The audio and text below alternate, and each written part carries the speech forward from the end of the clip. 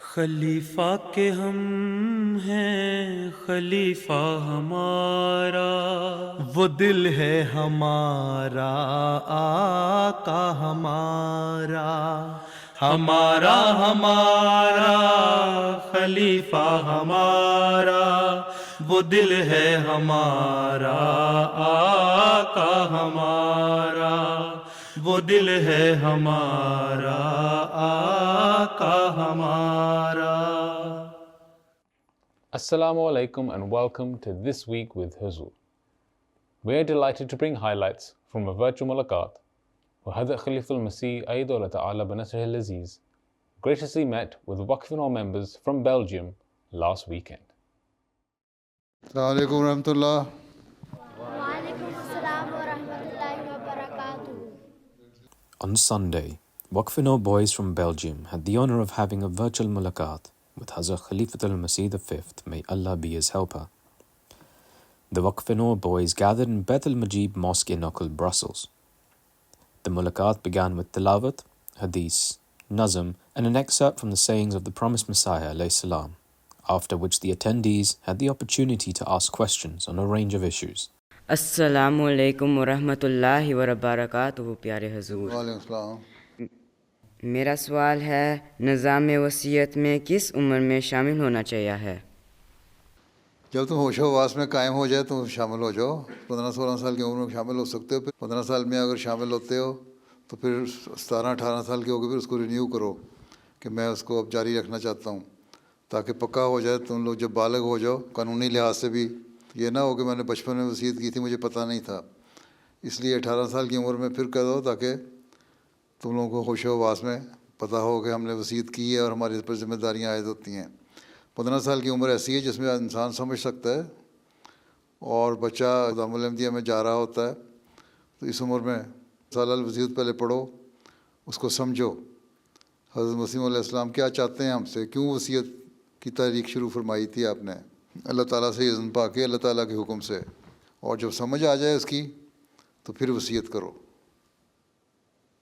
جی ٹھیک ہے، جزاک اللہ۔ میرا سوال یہ ہے کہ ہم حضرت محمد صلی اللہ علیہ وسلم سے اپنا عشق و وفا کس طرح مضبوط کر سکتے ہیں؟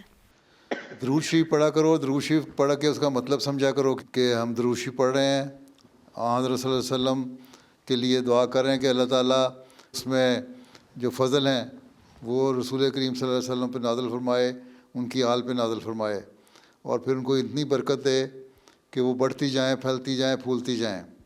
اگر اس طرح درود شریف پڑھو سوچ کے، غور کر کے، تو اللہ تعالیٰ سمجھے گا کہ تم حقیقی درود شریف پڑھ رہے ہو، اور پھر یہی آنسن سے عشق اور وفا کا اظہار ہوگا۔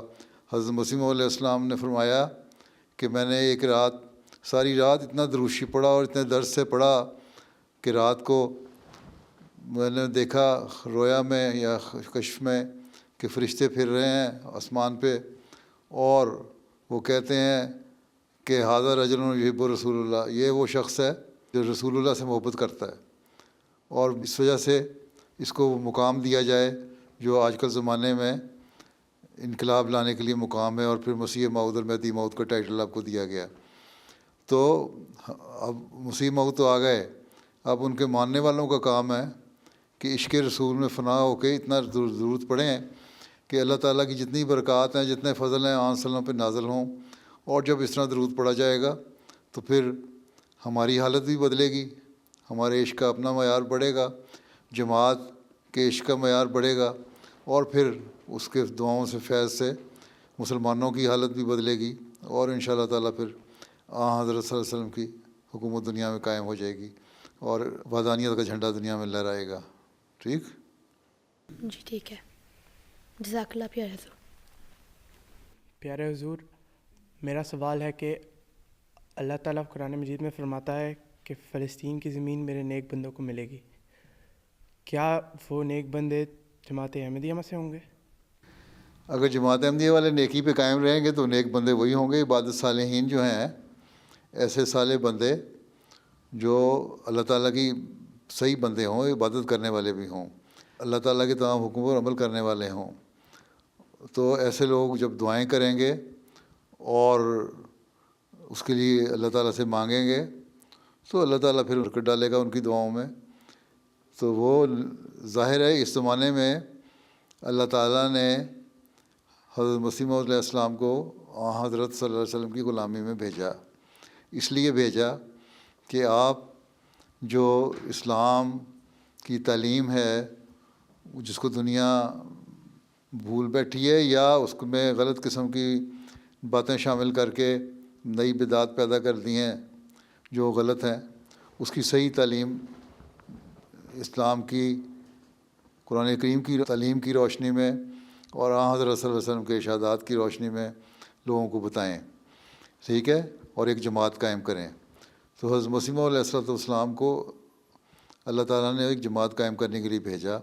اب یہ جماعت کا فرض ہے کہ ہم لوگ ان لوگوں میں شامل ہوں جو عبادت صالحین ہیں، جو نیک لوگ ہیں. اور جب ہم یہ ہوں گے اور دنیا کو بھی اپنی طرف لائیں گے اور دنیا کو ایک کریں گے، اسی طرح حضرت مسیح موعود علیہ السلام کو اللہ تعالیٰ نے یہ بھی فرمایا کہ تمام مسلمانوں کو جو روئے زمین پہ جمع کرو اللہ دین واحد دین کے اوپر، تاکہ سارے فرقے ختم ہو جائیں اور ایک اکثریت والا فرقہ صرف جماعت احمدیہ کا رہ جائے. جب ایسے ہوں گے لوگ تو ان لوگوں میں عبادت صالحین بھی ہوں گے اور ان لوگوں کی دعاؤں سے اور ان لوگوں کی کوششوں سے اللہ تعالیٰ پھر برکت ڈالے گا اور یہ ظلم ختم ہوگا اور حکومت قائم ہو جائے گی عبادت صالحین کی. لیکن اللہ تعالیٰ نے یہ فرمایا کہ یہودی اگر ظلم سے باز نہیں آئیں گے تو ان سے زمین چھین لی جائے گی. اللہ تعالیٰ نے 2 دفعہ موقع دینا تھا ان کو، یہی نا قرآن شریف میں لکھا ہوا، ٹھیک ہے. تو وہ اگر ظلم سے باز نہیں آتے تو پھر اللہ تعالیٰ ان کے ظلم کو ختم کرنے کے لیے وہ زمین ان سے چھین کے عبادت صالحین کو دے دے گا. اگر وہ ظلم سے باز آ جاتے ہیں اور لوگوں کو تنگ نہیں کرتے اور ظلم نہیں کرتے تو پھر اللہ تعالیٰ ان کی حکومت لمبا عرصہ بھی چلا سکتا ہے. ٹھیک ہے جی، جزاک اللہ حضور. السلام علیکم پیارے حضور. میرا سوال یہ ہے، اگر ہمارا کوئی غیر احمدی رشتہ دار یا دوست فوت ہو جائے تو کیا ہم اس کے لیے مغفرت کی دعا کر سکتے ہیں؟ ہاں، اگر مسلمان ہے، موحد ہے، اللہ تعالیٰ پہ یقین رکھنے والا ہے، حضرت صلی اللہ علیہ وسلم پہ ایمان لاتا ہے تو اس کے لیے مغفرت کی دعا ہم کر سکتے ہیں. کوئی ایسی بات نہیں ہے. اللہ تعالیٰ رحم کرے، اس کو بخش دے ہیں. اگر اس نے کسی غلط فہمی کی وجہ سے حضرت مسیح علیہ السلام کو نہیں مانا تو اس کے لیے مغفرت کی دعا کرنے میں کوئی حرج نہیں. اگر کوئی غیر احمدی فوت ہو جاتا ہے اور مسلمان ہے وہ اور وہاں اور کوئی مسلمان نہیں ہے اور اس کا جنازہ پڑھنے والا کوئی نہیں ہے تو ہم اس کا جنازہ بھی پڑھ سکتے ہیں. ٹھیک ہے. جزاک اللہ پیارے حضور. پیارے حضور، میرا سوال یہ ہے کہ حضرت مسلم موعود رضی اللہ تعالیٰ عنہ نے فرمایا ہے کہ انٹیلیجنسی از اے نیم آف کنسنٹریشن. تو ہم کنسنٹریشن کیسے قائم کر سکتے ہیں کہ ہماری انٹیلیجنسی میں اضافہ ہو؟ ذہانت پیدا ہوتی ہے کسی چیز پہ غور کرنے سے. کنسنٹریشن کیا ہے؟ غور کرنا، سوچنا. جب تم کوئی مضمون پڑھتے ہو ہیں پوری توجہ سے اگر پڑھتے ہو، غور کرتے ہو اس پہ، تو اس سے تمہاری دماغی جو سوچیں ہیں وہ کھلتی ہیں اور اسی سے تمہارے اندر ذہانت پیدا ہوتی ہے. اس لیے سوچنے کی عادت ڈالو، غور کرنے کی عادت ڈالو، جو مضمون ہیں ان میں توجہ پیدا کرو. اور جب توجہ کرو گے کسی ٹاپک پہ سوچو گے تو اللہ تعالیٰ تمہیں اس کے راستے دکھائے گا، تمہارے دماغ کو کھولے گا اور روشن کرے گا. جو بھی کام کرو غور سے سوچ کے کیا کرو، دیکھا کرو اس کے کیا فائدے ہیں، کیا نقصانات ہیں، اس کو کس طرح ہم بہتر طور پہ کر سکتے ہیں. ٹھیک ہے. توجہ سے کرو ہر کام تو تمہارے اندر ذہانت پیدا ہوتی جائے گی، اس کام کرنے کی صلاحیت پیدا ہو جائے گی. جزاکم اللہ. میرا سوال ہے کہ ہم وقفینوں بچوں کو آج کل کے جنگ کے حالات میں اپنے آپ کو مستقبل کے لیے کیسے تیار کرنا چاہیے؟ پہلے تو یہ دعا کرو اللہ تعالیٰ ان جنگی حالات سے ہمیں بچا کے رکھے. اور یہ جنگ جو ہے وہ عالمی جنگ کی گو صورت تھوڑی بہت تو اختیار کر چکی ہے، لیکن زیادہ پھیلے نہ اور زیادہ عالمی جنگ نہ بن جائے. ٹھیک ہے. پہلے تو یہ دعا کرو کہ اللہ تعالیٰ اسے بچائے، اور نہ ہی ہو تو اچھی بات ہے. اور اگر ہو جائے تو پھر اللہ تعالیٰ سے دعا کرو کہ ہمارا ایمان مضبوط رہے اور ہم کسی خوف کی وجہ سے اپنے ایمان سے دور نہ ہٹنے والے نہ ہوں. ٹھیک ہے. پھر یہ ہے کہ اپنے اندر خوف دور کرو. اب دیکھو فلسطینی بچے جو ہیں وہ جنگ کی وجہ سے ان پہ ظلم ہو رہے ہیں، جو ان کے خوف کوئی نہیں، ان کی تصویریں آتی ہیں تو ہنستے ہنستے ہی رہتے ہیں. اس لیے خوف نہیں تمہارے اندر ہونا چاہیے، جرأت ہونی چاہیے. دوسرے یہ ہے کہ اپنے دوستوں کو بتاؤ کہ ہمیں جنگ کے خلاف ہونا چاہیے اور ہمیں امن قائم کرنے کی کوشش کرنی چاہیے. اور پھر یہ ہے کہ اپنے آپ میں صبر اور حوصلے کی عادت ڈالو. اگر یہ بھی سوچ لو کہ اگر جنگ کے حالات میں تم کھانا کھاتے ہو، تم گھر میں برگر کھاتے ہو، شاورما کھاتے ہو یا پاستا کھاتے ہو، اس میں تمہیں اگر تھوڑا بہت کھانا مل جائے، آدھا کھانا ملے، تو تم نے اس میں بھی گزارا کرنا ہے. ٹھیک ہے، تاکہ تمہارا کھانا زیادہ سے زیادہ چل سکے. کیونکہ حالات جب خراب ہوں، اگر عالمی جنگ ہو جاتی ہے اور حالات خراب ہوتے ہیں تو پھر بہت زیادہ بھی خراب ہو سکتے ہیں. اس لیے اس سوچ کے ساتھ ہمیشہ کرو. لیکن اول چیز یہی ہے کہ دعا کرو کہ اللہ تعالیٰ جنگ کو ڈال دے، اور نہ ہو تو زیادہ اچھا ہے. ٹھیک. جزاک اللہ پیارے حضور. میرا سوال ہے کہ ایک انسان جس کو دل سے احمدیت کی سچائی کا یقین ہو لیکن وہ لوگوں کے ڈر سے بیعت نہ کرے، اللہ تعالیٰ کا اس سے کیا سلوک ہوگا؟ اگر واقعی خوف کے حالات ہیں اور دل میں وہ احمدیت کو سچا سمجھتا ہے، حضرت مسیح علیہ الصلوۃ والسلام کو برا بھلا نہیں کہتا، تو دل سے وہ احمدی ہے. باقی اس خوف کی وجہ سے، دنیاوی حالات کی وجہ سے اگر اس نے ایسی بات کی ہے تو اللہ تعالیٰ اس کو معاف کر دے گا. ایک صلی اللہ علیہ وسلم کے زمانے میں ایک شخص کو پکڑ لیا، صحابی، اس کو بڑا برا بھلا کہا، مارا پیٹا. اس نے انکار کر دیا یا کوئی غلط الفاظ علیہ وسلم کے بارے میں ادا کر دیے. اس کے بعد روتا ہوا آیا، اس نے کہا میرے ساتھ یہ انہوں نے سلوک کیا جس کی وجہ سے میں کہہ دیا میں بہت گناہ گار ہوں، میں کتنا گناہ بخشا جاؤں. علیہ وسلم نے فرمایا کہ دل سے تم مسلمان ہو پکے؟ انہوں نے کہا ہاں جی میں دل سے پکا مسلمان ہوں، میں اس خوف کی وجہ سے میرے سے وہ غلط الفاظ نکل گئے تھے. علیہ وسلم نے فرمایا اچھا پھر تمہیں اللہ تعالیٰ تمہیں معاف کر دے گا اور تم بخشے گا جاؤ گے. تو اگر ایسے حالات ہیں کہ آدمی دل سے احمدیت کو سچا سمجھتا ہے لیکن خوف کی وجہ سے نہیں کر سکتا، تو اللہ تعالیٰ رحمان ہے، رحم کرنے والا ہے، اس کو بخش دے گا. لیکن ساتھ یہ شرط ہے کہ یہ نہیں ہے کہ لوگوں کو دیکھ کے وہ پھر مستقل گالیاں ہی نکالنے لگ جائے ہیں. تو برا بھلا نہ کہتا ہو اگر، اور لوگوں کے سامنے گالیاں نہ نکالتا ہو حضرت مسیح علیہ السلام کو یا جماعت کو، تو ٹھیک ہے، پھر اللہ کے ساتھ معاملہ ہے. یہ کہہ دینا کہ میں لوگوں کے خوف سے تو مستقل کئی سالوں سے گالیاں نکال رہا ہوں لیکن دل سے میں احمدی ہوں، یہ نہیں ہو سکتا. پھر اس کو اگر جو ایمان چھپانے والے جو ہوتے ہیں نا، قرآن شریف میں بھی ذکر ہے ایمان چھپانے والے کا، لیکن جب موقع آیا تو اس نے ایمان ظاہر بھی کر دیا. تو اگر سچا دل سے احمدیت کو اس نے سمجھا ہے کہ حقیقت ہے، تو پھر یہ بھی اس کا فرض ہے کہ لوگوں کے ساتھ مل کے لوگوں کے خوف سے ٹھیک ہے اظہار نہ کرے کہ میں احمدی ہوں، لیکن یہ نہیں ہے کہ پھر لوگوں کو احمدیوں کو گالیاں بھی نکالے یا حضرت مسیح علیہ السلام کو برا بھلا کرے. اگر وہ کرے گا تو پھر گناہ گار ہوگا، اگر نہیں تو پھر ٹھیک ہے، اللہ تعالیٰ رحم کرنے والا ہے. ٹھیک. جی جزاک اللہ. میرا سوال یہ ہے کہ اللہ تعالیٰ نے دوسرے مذاہب کیوں بنائے ہیں؟ اللہ تعالیٰ نے ابتدا انسان سے شروع کی، آدم سے. اس وقت سے انسان کو مذہب کا تعارف کروایا کہ مذہب کیا چیز ہے. اللہ تعالیٰ نے بتایا کہ یہ اچھی باتیں ہیں، یہ بری باتیں ہیں. پھر اس وقت زمانے میں ہم سارے آج جس طرح ایک گلوبل ولیج بن گیا ہوا ہے، تم جہاز پہ بیٹھتے ہو، ٹرین پہ بیٹھتے ہو، ایک شہر سے دوسرے شہر، ایک ملک سے دوسرے ملک چلے جاتے ہو ہیں. اس زمانے میں اتنی آسانی سے سفر نہیں ہوتے تھے. ایک جگہ سے دوسری جگہ 200-300 میل کا ہی فاصلہ کرنا ہوتا تھا. اونٹوں پہ یا پیدل سفر کیا کرتے تھے، گھوڑوں پہ سفر کرتے تھے. ٹھیک ہے. تو اس طرح آپس میں ایک دوسرے سے رابطہ نہیں تھا. پھر ہر بڑے آدمیوں کو تو پتہ ہی نہیں تھا دنیا کو. اس لوگ سمجھتے تھے کہ جو عرب میں رہنے والا ہے کہ عرب ہی ساری دنیا ہے، جو امریکہ میں رہنے والا سمجھتا تھا کہ امریکہ ساری دنیا ہے، آسٹریلیا میں رہنے والا سمجھتا تھا آسٹریلیا ہی ساری دنیا ہے. تو ساری دنیا کا تو پتہ نہیں تھا.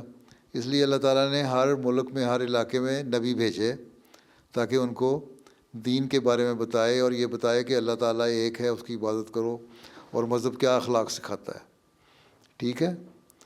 اس لیے اللہ تعالیٰ نے مختلف قوموں میں نبی بھیجے ایک حدیث کے مطابق 1,24,000 نبی آئے، ٹھیک ہے، اور اللہ تعالیٰ نے بعض نبیوں کو قرآن شریف میں بھی ذکر کیا 24-25. تو بہرحال یہ مختلف نبی جو آئے انہوں نے اپنے اپنے علاقوں میں مذہب کی تعلیم دی، ٹھیک، اور ساتھ یہ بھی بتا دیا کہ ایک زمانہ آئے گا جب سارے مذہب اکٹھے ہو جائیں گے، ایک ہو جائے گا، ایک بڑا نبی آئے گا، ٹھیک ہے. اب یہ دیکھو، یہ بھی اللہ تعالیٰ کے وجود ہونے کا ثبوت ہے کہ ہر نبی نے جو بنیادی تعلیم دی، جو اخلاق سکھائے، وہ ایک ہی ہے، چاہے وہ امریکہ میں پیدا ہونے والا نبی تھا یا چین میں پیدا ہونے والا تھا یا ہندوستان میں یا ایشیا میں ہیں یا کہیں بھی تھا، یا آسٹریلیا میں ایبوریجنز ہیں جس طرح. تو سب کو اللہ تعالیٰ نے جو تعلیم دی وہ تقریباً ایک ہی ہے کہ اللہ تعالیٰ کی عبادت کرو اور اچھے اچھے اخلاق سکھاؤ، پیدا کرو. اور پھر اللہ تعالیٰ نے جب دیکھا کہ اب دنیا کے لوگوں کے دماغ مشہور ہو گئے ہیں اور اب زمانہ ایسا آ گیا کہ سب اکٹھے ہونے والے ہیں، تو پھر حضرت صلی اللہ علیہ وسلم کو بھیجا کہ اور آپ کو کہا کہ آپ ساری دنیا کے لیے نبی ہیں، ٹھیک ہے. باقی کسی نبی کو اللہ تعالیٰ نے یہ نہیں کہا کہ ساری دنیا کے لیے نبی ہو، ان کو یہی کہا تم اپنی قوم کے لیے نبی ہو. اور ہر قوم کے نبی نے کہا کہ ایک نبی جب آئے گا ساری دنیا والا تو اس کو مان لینا. تو حضرت صلی اللہ علیہ وسلم کے آنے سے پہلے یہ ساری پیشگوئیاں نبیوں نے کیں. پھر حضرت صلی اللہ علیہ وسلم نے دعویٰ کیا اور آپ رحمۃ للعالمین ہیں، آپ سب عالمین کے لیے، ساری دنیا کے لیے، سب جہانوں کے لیے نبی ہیں. اور پہلی نبیوں نے اسی کی تعلیم دی تھی. تو اب کیونکہ ہم اکٹھے ہو سکتے ہیں اس لیے اسلام کی تعلیم بھی ہر جگہ پھیل سکتی ہے. دیکھو تم بیلجیم میں بیٹھے ہو، کچھ لوگ افریقہ میں بیٹھے ہیں، کچھ لوگ ساؤتھ امریکہ میں بیٹھے ہیں، کچھ لوگ فار ایسٹ میں بیٹھے ہوئے ہیں، آئی لینڈز میں بیٹھے ہوئے ہیں، کچھ ایشیا کے ریموٹ ایریا میں بیٹھے ہوئے ہیں، کچھ افریقہ کے ریموٹ ایریا میں بیٹھے ہوئے ہیں. لیکن ساروں کے اوپر MTA کے ذریعے سے یہ ساری باتیں پہنچ رہی ہیں، پیغام پہنچ رہا ہے. اب تمہارا یہ پروگرام ہو رہا ہے، اب 2-3-4 دن بعد یہ پروگرام دیکھیں گے. جب افریقہ میں بیٹھا ہوا ہے، ایک دور دراز علاقے میں، جنگل میں، گاؤں میں بیٹھا ہوا، اس کے پاس اگر ٹی وی لگا ہوا ہے تو MTA کے ذریعے سے تمہاری شکل وہ بھی دیکھ لے گا، ٹھیک. تو ایک گلوبل ولیج بن گیا نا. اس لیے اسلام جو ہے وہ عالمی مذہب ہے، باقی مذہب جو تھے وہ چھوٹے چھوٹے تھے. اور وہ مذہب اس لیے آئے تھے کہ جو عالمی مذہب بننے والا ہے اس کے لیے اپنے لوگوں کو تیار کریں، اور جب وہ تیار ہو جائیں تو پھر وہ ایک مذہب میں شامل ہو جائیں. اس لیے ہمارا کام ہے کہ اسلام کی تبلیغ کریں. اور اسلام کی تبلیغ کے لیے اس زمانے میں اللہ میاں نے حضرت صلی اللہ علیہ وسلم کی غلامی میں حضرت مسیح علیہ السلام کو بھیجا ہیں، اور ہم نے ان کو مان لیا. اب ہمارا کام ہے کہ حضرت مسیح علیہ السلام کی ہدایات کے مطابق ہم اسلام کی تبلیغ دنیا میں کریں اور ساری دنیا کے لوگوں کو اکٹھا کریں ایک ہاتھ پہ، جیسے میں نے پہلے بتایا تھا. ٹھیک ہے، ٹھیک ہے، چلو. جزاکم اللہ حضور. میرا نام رانا سفیر علی ہے اور میرا سوال یہ ہے، کیا ایک وقفے نو پولیٹیشین بن سکتا ہے؟ ہاں پولیٹیشین بن سکتے ہو، لیکن ایمانداری سے بننا پولیٹیشین، جھوٹ نہ بولنا. آج کل جو پولیٹیشین ہے نا وہ جھوٹ بڑا بولتے ہیں اور بزدل بڑے ہیں. دیکھو سارے پولیٹیشین جو ہے نا، وہ آج کل جو ظلم ہو رہا ہے فلسطینیوں پہ، کوئی اس پہ بول نہیں سکتا. حالانکہ ظلم کے خلاف ہر جگہ آواز اٹھانی، اگر اسرائیلیوں پہ ظلم ہو رہا ہے تو اس کے حق میں آواز اٹھانی چاہیے، اگر فلسطینیوں پہ ظلم ہو رہا ہے تو ان کے حق میں آواز اٹھانی چاہیے. حق کہنا چاہیے، حق بات کہنی چاہیے. جھوٹا پولیٹیشین نہ بننا، ویسے بن سکتے، کوئی حرج نہیں. ٹھیک ہے. اچھا یہ کون ہے آپ کے ساتھ؟ سیکٹری وقفے نو بیٹھے ہیں؟ جی سیکٹری وقفے نو ہے. خاکسار حضور کا شکریہ ادا کرنا چاہتا ہے اچھا کہ آپ نے اتنی مصروفیت سے یہ وقفے نو بچوں کے لیے ٹائم دی. چلو اللہ تعالیٰ وقفے نو کی آپ کو صحیح تربیت کرنے کی توفیق دے اور وقفے نو کو اپنا وقف نبھانے کی توفیق عطا فرمائے اور دینی علم میں ترقی کرنے کی توفیق عطا فرمائے.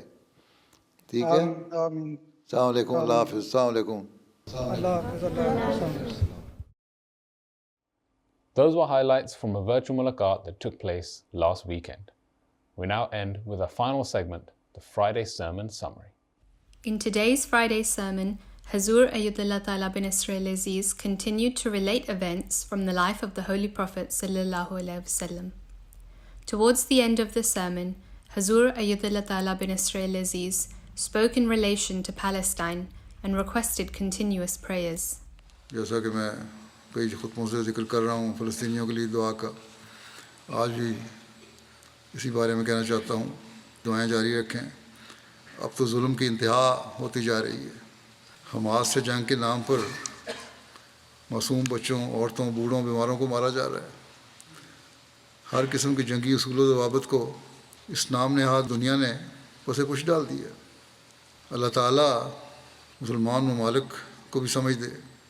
حضرت مسلمہ رضی اللہ عنہ نے 72-73 سال پہلے یہ تنبیہ کی تھی کہ مسلمانوں کو ایک ہونا چاہیے.